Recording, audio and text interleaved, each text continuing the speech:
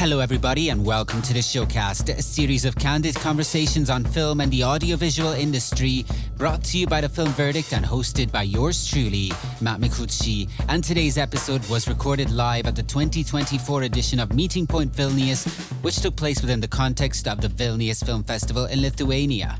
This episode brings together two remarkable showrunners, Gabija Siurbytė from Lithuania and Wiktor Piątkowski from Poland. Join us as we unravel the intricacies of their craft, exploring the intensity of showrunning and gaining exclusive insights into their upcoming projects. We also delve into the essence of series storytelling and reflect on whether the region is currently experiencing a golden period in this particular branch of the audiovisual industry. So fire up an Audiotini and listen to the audio waves as they fly through the air. This is the Showcast. Gabija, Wiktor, welcome to the Showcast. Hello. Hello. Well, thank you very much for joining us. This is great. I mean, this is my first time in Vilnius. One of you, I believe, is from Vilnius. The other one is not.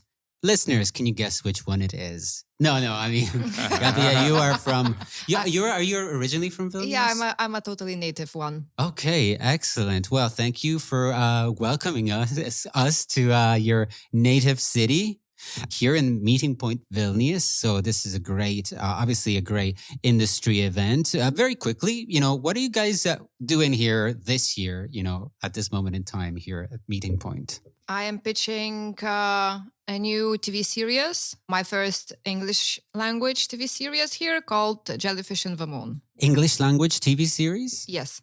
Excellent. So we'll, the English-speaking world will be happy about that. So what about you, Wiktor? What is your activities? Earlier today, I was invited to the panel discussion about showrunning in Central and Eastern Europe. Because I graduated from something called European Showrunner Training, and organizers wanted me to share some experiences of showrunning in this part of Europe. One of the things that I'm noticing more and more doing these podcasts is that it's never a good idea to take for granted that the listeners know about the terminology that are used by people from the industry. So here's a simple question, and please forgive me if it sounds too simple, but what is a showrunner? So basically, showrunner is the head of the series, like more than a head writer, more than a director or producer. Basically, it's just one person who's in charge of everything. And we don't really have it in Europe. It's an American model, but in Europe, we try to introduce some bits and pieces of this model. So that's why I'm here. It's a brand new concept.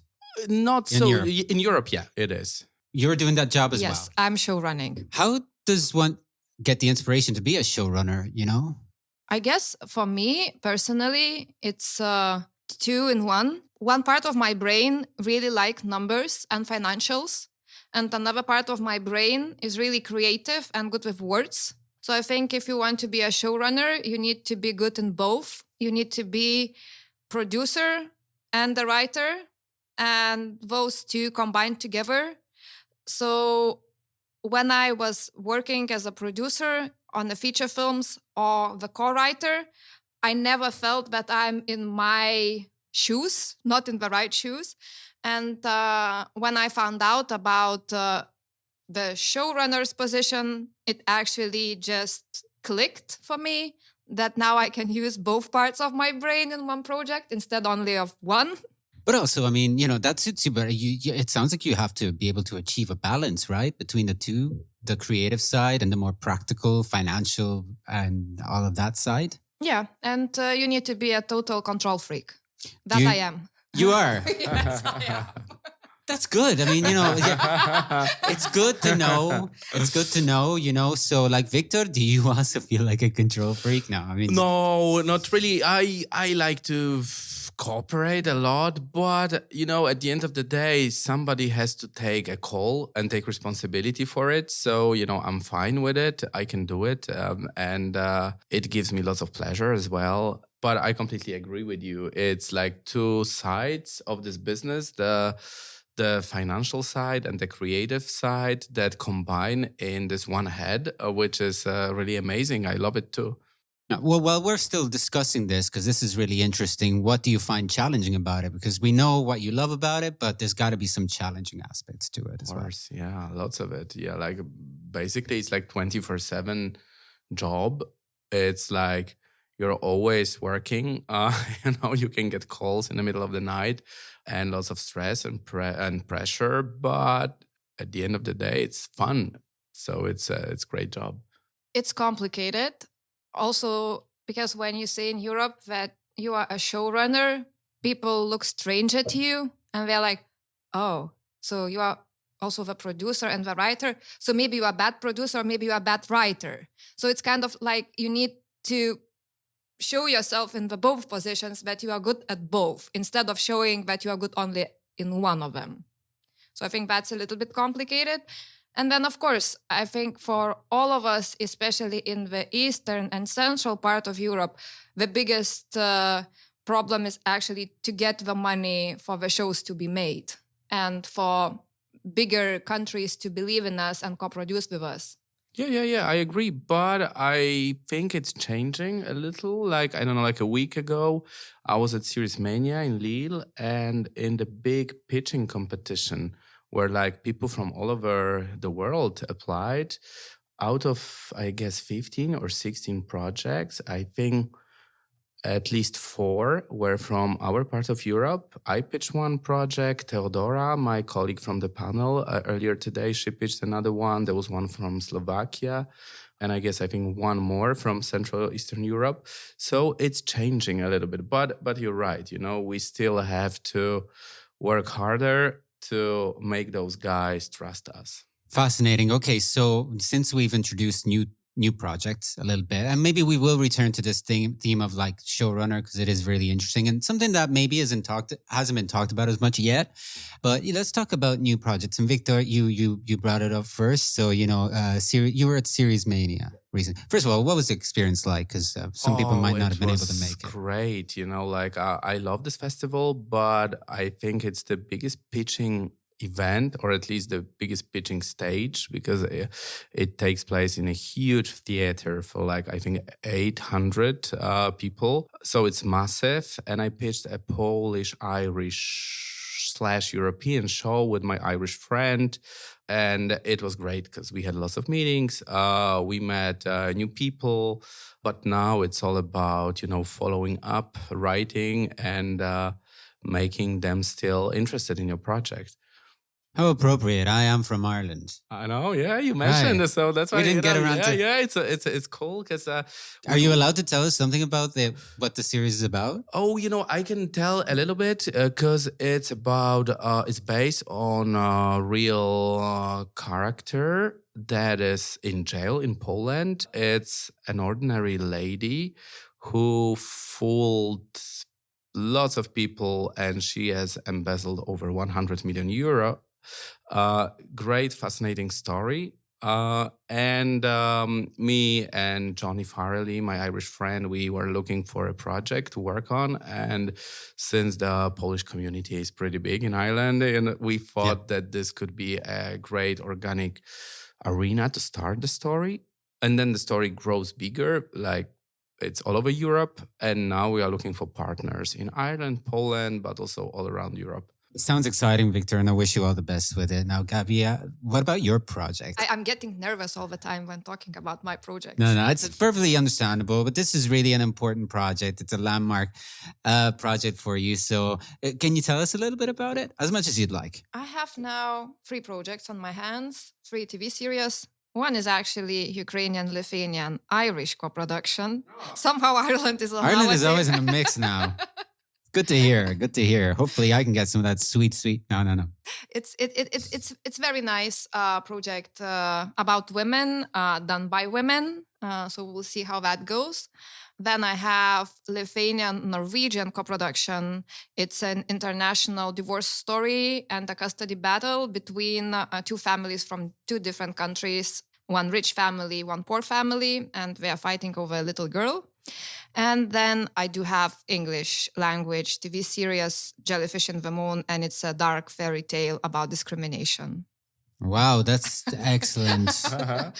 you've got a lot going on, Gabija, but like, the topic of this conversation, I guess, is series storytelling. So again, general question to also find out a little more about you. You guys have lots of experience, great histories, individual histories. But I would like to know, I mean, what is it about the medium of series storytelling, TV series and whatnot? What is it about this particular format, this particular branch of the audiovisual media that inspires you or that you find yourselves drawn to?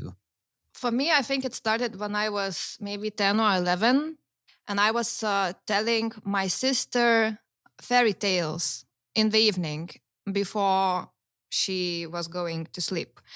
And I found out that it's very nice for me to tell one part of a story and then to tell another part another evening.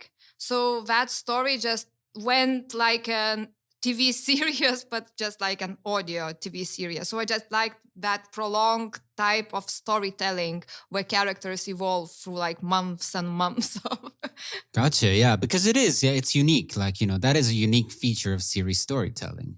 Wiktor, do you have one such memory that you could share with us? Yeah, I have one particular memory. I think it was like around 20 years ago. I was a young intern working for the Polish public television, and I remember we did research of the audience, and I remember one lady when we asked her what does she think about the series, what's her favorite character, and so on and so on. And I remember back then in this long running series, one significant character died.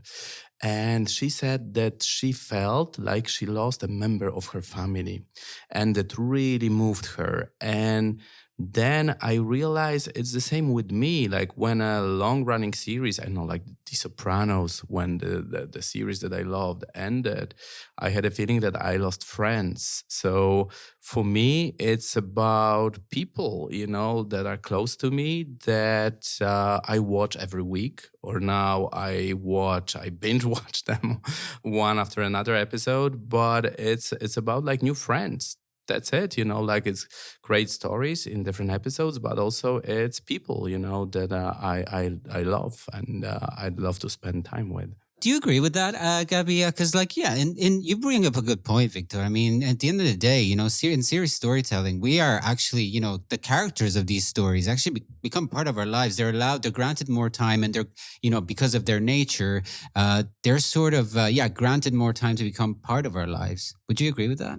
Totally. And for me, that's how actually TV series differ from feature films. In TV series, the most important thing is a character, and how attracted or attached the people will be with the character. The story matters, but doesn't matter that much. In feature film, story matters more than the characters. But, we're talking about series, but I'm also curious to know, I mean, are you guys looking to, in the future? Now, right now you're working with series, but like within feature films, or, just the more, traditional cinematic format of filmmaking? I love both. At the moment, I'm working on like 2 projects for 2 different streamers, and one is a feature film, one is TV series. And, I like both types of writing, and I think it's great if you sometimes change, not just get used to one type of storytelling. It's a great exercise.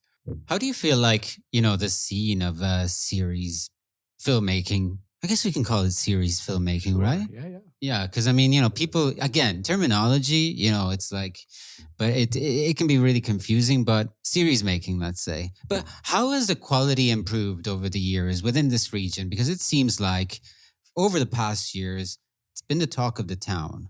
It seems like the quality has greatly improved, and it's it's matched the quality of like, the places with all the money. I'm talking about the United States in particular, but you know what I'm saying? Do you guys feel the same way, that the quality has greatly improved? For us, we are somewhere in the end of a line. We are just starting to improve the quality in Lithuania. I think Poland is already way, way ahead of us. We just had the TV series I've done that I showrun was the first TV series that was financed through Lithuanian Film Center together with Lithuanian National Broadcaster and was the biggest in the budget. So it was the first of this high drama type of TV series. And now there are a couple more coming in. So we are just, going into the footsteps of getting into the better quality. So talking about Lithuania, so you said something very interesting that you're just starting, I guess, you're in the initial stage of really leaving a mark within this landscape. Yes. So you are kind of representing that, yes. in a big way. So how does it feel on a personal level to go around to, events and talk to people and, you're kind of like representing Lithuania within this field at the moment? That's actually very strange. But in Lithuania, there are so many very, very good and strong feature film producers. And I was one of them at some point. So now I went to the dark side of TV series. So I guess I'm like the first one in the dark side. But I'm already feeling more producers are coming to the dark side. And everybody knows you don't know the power of the dark side. Do not underestimate the power of the dark side. So I'm feeling like a Darth Vader at this point. Nice. The older I get, Darth Vader might be my favorite of the characters from that old gang. Victor. So like Poland, it has, it's at the forefront. We have lots of Darth But you know a lot about that. But Victor, you know a lot about that because, I know something about you and your history and the connection with HBO, is it true you developed? It is, yeah. So I think like in Poland, the show that I created called Wataha, that's the Polish title, but it was released under 2 English titles. The Border, it was released in the UK, I don't think Australia, US under this title, but everywhere else as the Pack, like the Pack of Wolves. So this series was kind of like the turning point in Polish TV because it's the first Polish original HBO series. And it was the first series that traveled really like all around the world. And it was a big one. It was impossible to sell it. It took me like almost 5 years, and I got rejected everywhere in Poland, more than once or twice. And then I was lucky because HBO wanted to start producing original content, and they liked that show. And also the theme was very catchy because it was before the war in Ukraine, before the refugees crisis, and basically it was about the border, European Union border, which is like the Polish-Ukrainian border is pretty tricky, because like lots of guns, weapons, drugs, people are smuggled through a very small and difficult to reach region. So we thought that it would be a great arena for a TV series.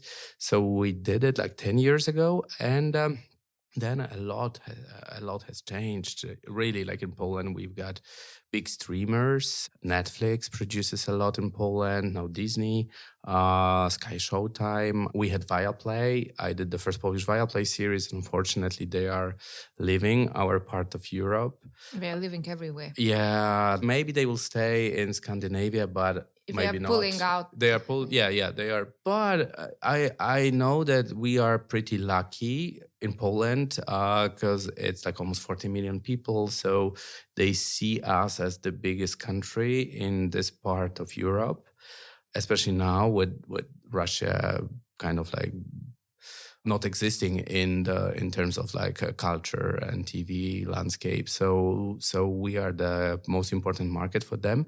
But I hope like filmmakers, series makers from smaller countries also get their chances. And I think co-productions is what makes me particularly happy. That what I saw last week in Series Mania is that people from smaller countries or not so wealthy countries, or where the film industry or just the audiovisual industry is not as developed. Yeah, exactly. Like for example, me and my Irish friend, we teamed up because like our countries cannot compete with England, for example, Germany, France. But if we a few smaller countries team up, we can make it. You are not smaller country. Yeah. Sorry, guys. I don't want to make you are really not. I do not want to make the comment, though, that Poland's history of audiovisual storytelling is so much bigger than Ireland's one. It's insane. Yeah, I totally agree on that one. And actually, like, we envy you so much because all those big platforms are totally not interested in our region. And we are now telling that they are not planning to invest. So for us, the only way to get something done is through co-production. But what do you do to attract the attention of a co-producer? Like, what do you say? How do you even, establish those for reports? me, the project that I have now, which is like Lithuania-Norwegian co-production, it tells the story about Lithuania and Norway. It's 50-50. The events are taking 50% in Norway, 50% in Lithuania. It's like actors from the both countries. So it's a natural co-production. Then it's like very easily done and understood. And then I think with the English-speaking TV series that I have, it will be even easier to find co-production because of the actors and the crew members that could come from the different countries. So was the English-speaking factor something that you took into consideration because of that? Because it would make things easier in a way? Actually, we started to develop that project in Lithuanian language. But then we understood that because it's a dark fairy tale and it tells the story of discrimination, we thought that it would be hilarious if all the cast spoke English with different accents. Yeah, cool. Huh? So yeah, that actually, like, we understood that it even made the project better. And the thing that we want to say, how absurd is to hate people because of how they look like. Or what do you mean different accents? Like what kind of accents? So for example, we will have actor from Lithuania with speaking English with Lithuanian accent, or like Eastern European, as we call it, accent, and then actor from example from Spain with a Spanish accent. So it's like you can hear it, but it's not the same English language. Yeah. Scottish accent. Scottish accent. Oh man, Northern Irish accent. How no? I shouldn't say that. It's I don't know. Okay, that's a good. No. You will need to decide. One of my best friends is from Northern Ireland. Anyways. No, I'm curious about accents. What is a Lithuanian English accent? What is a Polish English? How would you describe it? I think we have like this Eastern European accent, but that's changing because it's not that thick anymore. Yep. But we had this like this is. So we had this one. I think, yeah. Because I think, in the minds of people, like in a generic Eastern European one is like Bela Lugosi and Dracula, I want to suck your blood. But that's but also like... That's Romania, that's Transylvania. Yeah. But also you have the Russian accent, Russian, girl from Russia. No, but for most of Lithuanians, actually, this like our thing is very complicated. So we still have like this girl. Okay, cool. I love it. I used to tell, because I'm I was born in Italy, but I was raised in Ireland. So when my school kids, friends used to, classmates used to ask me, so can you speak Italian? I'm like, yeah, but Italian is just English with an accent. So, Mario, he actually speaks Italian. I think some of them believe me. Anyways, wow. So just to conclude our conversation, I want to go back to the showrunner thing because I think it indicates something very important. We live in, I don't know whether it's just me or it's an impression, times seem to be faster. Technology and the way things are done are just constantly changing. So is you guys kind of picking up these showrunner trade, integrating some of those skills within what you do, kind of a way to respond to all of these changes, just in general, that are engulfing the visual storytelling industry, but also everything else, I feel like? That's a complicated question, but for me, it still takes years to develop a good project and to find the money for it. So even with all the technology, you still need the time. Yeah, I completely agree. It's so time consuming and you have so many downs, some ups as well, but like one or two, but 100 crisis moments throughout the whole process. So it's a wonderful journey. But it's like you guys, not everybody would think, okay, I want to learn something, more to add to my, my baggage or, my wealth of knowledge that I already have. I want to learn how to do it more. I want to improve myself. So, I think you guys are using the right approach to like these constant changes. And yeah, of course, money is what you need at the end of the day. But, you know, I mean, you guys know how to handle so many aspects of everything. I mean, it's incredible. So it's very impressive, you know? Right? Is it? I think so. I think I so. think actually like the doctors are impressive. Yeah, it's for us we just like scribble Yeah. something somewhere about somebody and then we search money from something somewhere. What's the most frustrating thing so let's be real now. What is the most frustrating thing that you guys encounter? Let's say like when you're at pitching events or like, you know, at markets or even at events like Meeting Point, you know, when you're pitching your own projects, even just like in general. Hearing other pitches and sometimes you hear the pitch and you're like, fuck, that's a good idea. Why I didn't come up with that one. Yeah, okay. But you are asking about like what's the most that's good. during pitches. That's everything, the atmosphere, Everything you know. else, like when you get a lot of no's and you can't get finances for the project that you love. Okay. And yeah. you need to shelve it. But like in your face, are people direct? Like, do you find that people are direct, or do they go like, "It's a great idea, we'll get in touch with you," and then like 90% that's a lot of we get. Yeah, almost often. Yeah, yeah. But you know, I think that that's the worst part of it. Or if you work on something, you invest your time in it, you believe in a project, but someone is faster. You know, it happened to me twice or three times that, you know, a show is just released and I watch it and I say, damn, it's so close to what I'm developing. So it's probably the end of my project, or at least I gotta freeze it for a decade or something.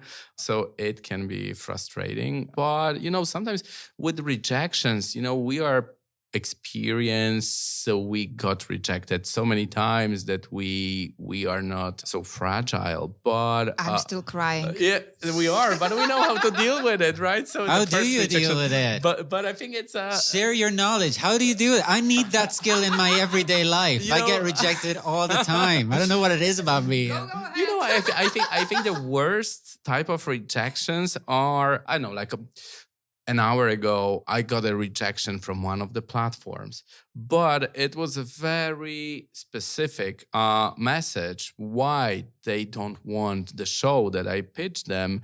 And they were super honest. And I said, all right, thank you for this honest answer. And I completely respect it.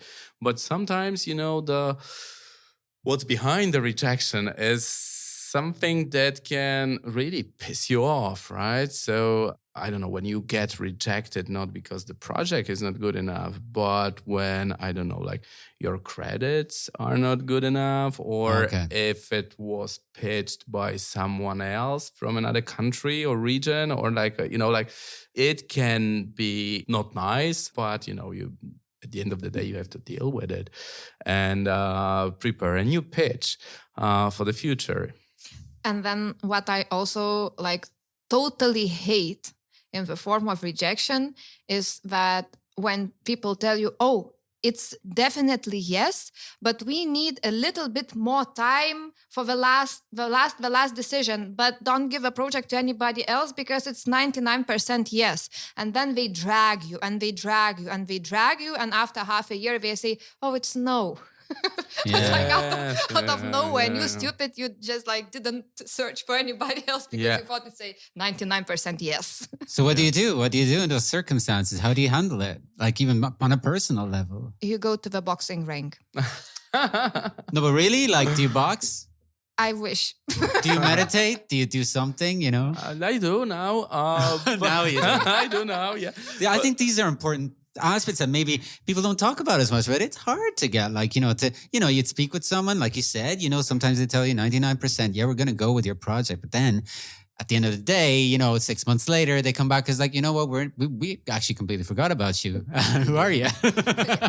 Almost like that. Yeah. But it can happen. I mean, it's a merciless kind of thing. So like, you know, I think it's important to find the strength to react to that. And, you know, but I guess you guys have found it. I mean, after a while, maybe you grow tougher skin and it's all experience, you know. I think so, yeah. I don't know, like if it's a tougher skin, it still hurt me a lot. Yeah. But now I'm not putting only one egg in the basket. I have more eggs. So what if... I have more projects. Yeah. So if one is rejected, I still have others that I can play with. And that's actually what helps me out to still do what I do.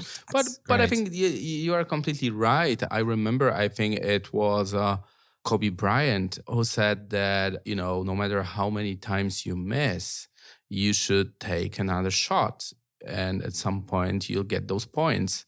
And when you get the list of NBA basketball players who had the highest number of missed shots, you will get the best ones. Michael Jordan, Kobe Bryant, all the best players are there. So you have to take shots to get the points, so that's it. That's probably the best strategy. I will use this example now. I will totally steal it from Gotcha. you. I haven't heard it. It's a very good one. Fail again, fail better. Well, I guess we exactly. also know, you're a basketball fan, so. I am, yeah. And I'm from Lithuania. Oh, I so, should be the one. Yes, for sure. I mean, I see so much basketball around here. It's great. Yeah. Yes, All right. amazing. Okay. So what is next for you guys? Where are you guys off to next? Just curious. After Meeting Point, is there anything else scheduled? Will it be going to more events? What is on the schedule in that sense? For me, writing. Then we have application round coming in Lithuanian Film Center. That usually is very busy timing. And then I'm going from my dark side to the shinier side and going to the Cannes Film Festival. Oh boy, that's the shinier side. Oh my God.